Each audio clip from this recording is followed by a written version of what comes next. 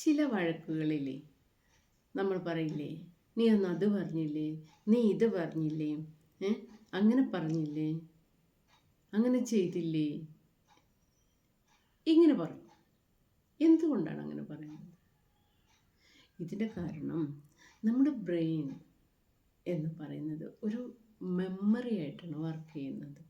ഇപ്പോൾ നമ്മളൊരു കമ്പ്യൂട്ടറിൽ ഒരു ഫയല് നമ്മൾ നോക്കുകയാണെങ്കിൽ, നമ്മൾ ഏതൊരു ഫയലാണോ നമ്മൾ അന്വേഷിക്കുന്നത്, അല്ലെങ്കിൽ നമ്മളൊരു ഫയലിൻ്റെ രൂപം അവർക്ക് കൊടുത്തിട്ടുണ്ടെങ്കിൽ അതുപോലെയുള്ളത് നമുക്ക് കമ്പ്യൂട്ടർ തന്നുകൊണ്ടിരിക്കുന്നില്ലേ? ഇതുപോലെയാണ് ഒരു കാര്യം ഉണ്ടാകുമ്പോൾ, ഒരു പ്രശ്നം ഉണ്ടാകുമ്പോൾ അവിടെ നമ്മൾ പ്രതികരിക്കാൻ തുടങ്ങുമ്പോൾ മുമ്പേ കഴിഞ്ഞു പോയിട്ടുള്ള അതുപോലെയുള്ള കുറേ ഇൻസിഡൻസ് നമുക്ക് തന്നുകൊണ്ടേയിരിക്കും നമ്മുടെ ബ്രെയിന്.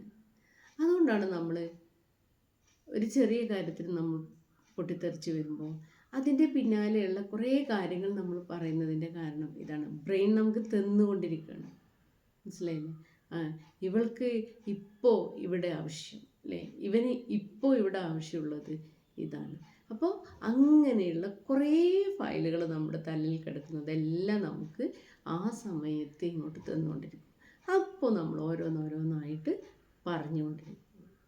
ഇങ്ങനെയാണ് ഇത് സംഭവിച്ചുകൊണ്ടിരിക്കുന്നത്.